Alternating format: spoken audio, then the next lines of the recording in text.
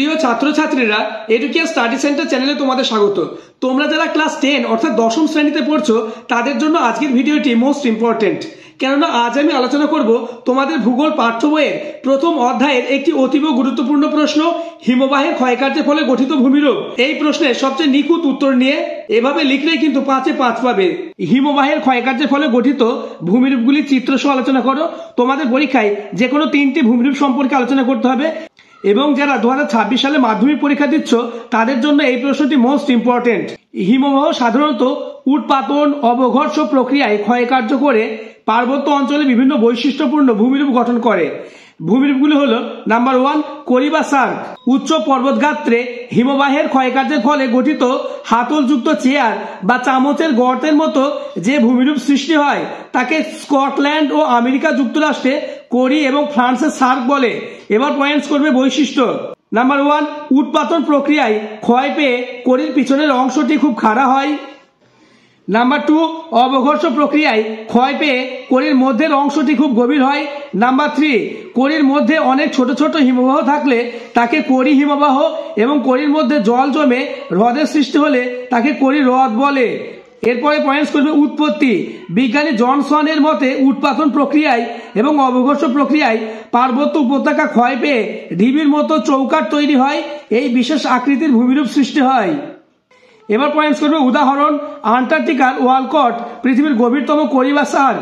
এরপরে একটা ছবি আঁকাতে হবে, ছবিটা তোমরা দেখে নাও, তোমরা স্ক্রিনশট করে নেবে বা পজ করে খাতায় লিখে নেবে। 2026 সালে যারা মাধ্যমিক দেবে তাদের জন্য ভিডিওটি মোস্ট ইম্পর্টেন্ট। পরের পয়েন্টস আলোচনার আগে যারা এখনো আমার চ্যানেলটিকে সাবস্ক্রাইব করোনি, চ্যানেলটিকে সাবস্ক্রাইব করে পাশের বেল আইকনটি প্রেস করে নোটিফিকেশন অল করে দেবে এবং ভিডিওটি তোমার বন্ধুদের মধ্যে শেয়ার করে দেবে। দ্বিতীয় পয়েন্টস, এরিটি বা অ্যারেট। করি বা সার্কগুলির মস্তকদের সীমাবাহের দ্বারা ক্রমশ ক্ষয় পেয়ে তীক্ষ্ণ অমসৃণ করাতে দাঁতের মতো ক্ষুরোধার শৈলশিলার ন্যায় যে ভূমিরূপ সৃষ্টি হয় তাকে এরিটি বা অ্যারেট বলে। এবার পয়েন্টস করবে বৈশিষ্ট্য। শীর্ষদেশ খুব তীক্ষ্ণ বা দীর্ঘায়িত হয়। নাম্বার 2 এরিটিগুলি প্রায় ছুরির ফলার মতো ধারালো হয়। এগুলি দুটি করিকে পৃথক রাখে। উৎপত্তি পয়েন্টস করবে দুপাশে অবস্থিত দুটি সার্কের মধ্যবর্তী শৈলশিরা দীর্ঘকাল ধরে হিমবাহের ক্ষয়ের ফলে ছুরির ফলার মতো এটি সৃষ্টি হয়। নেক্সট পয়েন্টস উদাহরণ, হিমালয় এবং কারাকোরাম পার্বত্য অঞ্চলে এটি দেখা যায়। এবার ছবিটা অঙ্কন করে নেবে। লাস্ট পয়েন্টস রসে মতানে। হিমবাহের প্রবাহ পথে কঠিন শিলা ঢিবির মতো বা টিভির আকারে অবস্থান করলে এই শিলাখণ্ডের অংশটি সম্পূর্ণরূপে অবঘর্ষ প্রক্রিয়ায় ক্ষয় ও মসৃণ হয়, কিন্তু অনুবাদ অংশ উৎপাটন প্রক্রিয়ায় অমসৃণ অসমতল ও ফাটলযুক্ত হয়। এইরূপ ভূমিরূপকে রসে মতানো বলে। বৈশিষ্ট্য, নাম্বার 1 রসে মতানে একটি মাত্র শিলার উপর গঠিত হয়।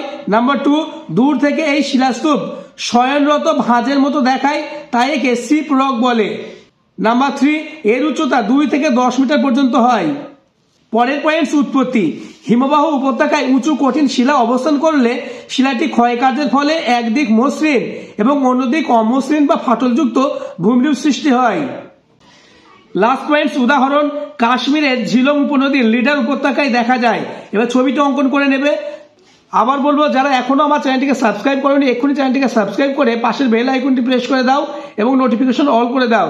পরবর্তী ভিডিওতে ভূগোলের অন্যান্য ইম্পর্টেন্ট 5 মার্কের প্রশ্ন তার উত্তর নিয়ে আলোচনা করব, তাই অবশ্যই চ্যানেলটিকে সাবস্ক্রাইব করে দেবে।